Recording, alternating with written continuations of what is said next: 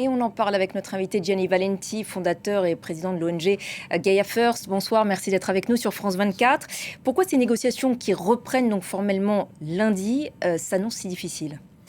Parce qu'il y a beaucoup d'intérêts qui sont en collision. Donc, il y a beaucoup de pays qui portent en avance leurs besoins industriels, de marché local, de la croissance désidérée.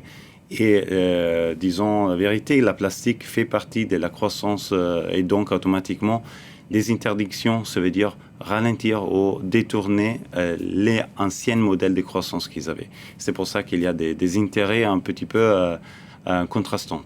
Et comme le disait cette représentante de Greenpeace Suisse, il faut que ce traité soit contraignant. Et quel mécanisme pour faire pression sur les États ? Absolument.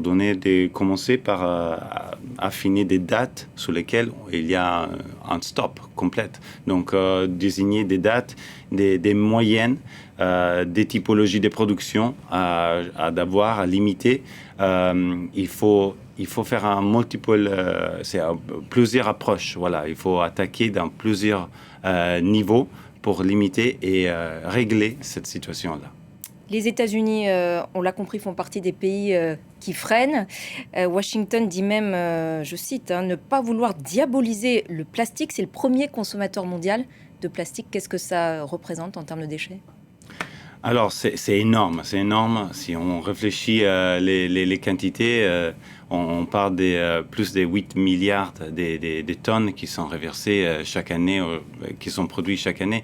Mais si je suis un peu d'accord sur les États-Unis, dans le sens qu'il ne faut pas diaboliser la plastique parce que ça nous a porté jusqu'ici, mais il faut maintenant remodeler la plastique, relimiter, réduire énormément la production et surtout bien réfléchir à la changement, à la deuxième vie de la plastique. Donc, pas un recyclage, parce qu'un recyclage, on a vu dans plusieurs sources scientifiques et des recherches, c'est pas la solution.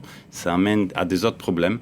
Donc, effectivement, il faut redésigner tous les circuits de la plastique sur le long terme et pas sur le court terme. La France, elle apparaît plutôt de bonne volonté à vos yeux ? La France, disons que la France commence à ouvrir les yeux.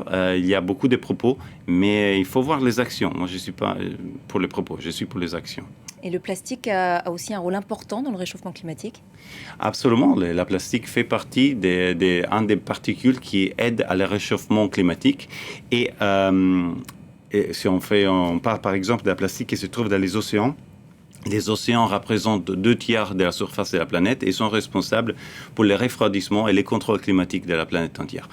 La présence de la microplastique et de la plastique sur la surface des océans, c'est un exemple, empêche les réflexions de la lumière. Et donc, ça absorbe encore plus, ça réchauffe la température au-dessus des océans. Et en même temps, les océans sont incapables de bien absorber, de bien faire le transfert des températures. Donc, on l'appelle le cooling effect pour médier et pour contrôler ces températures. Donc, il y a une escalation des températures aussi grâce à ça. Et vous parlez de l'exemple des océans avec votre ONG Gaia First. Parmi vos actions, il y a ces vastes opérations de nettoyage justement des océans. Il y a aussi beaucoup à faire en termes, disons, d'opérations en tant qu'ONG pour sensibiliser la population. Tout à fait. Gaia First a 2 axes d'action. Un, c'est la sensibilisation. On fait beaucoup d'opérations, de conventions et opérations dans les entreprises, dans les écoles et des clean-up dans le monde entier. Mais on pilote aussi, et ça c'est très important pour sensibiliser les personnes, mais aussi et informer les personnes. Et de l'autre côté, on pilote la plus grosse opération de nettoyage des océans de manière durable et constante. Merci beaucoup Gianni Valenti d'avoir répondu à nos questions. Et c'est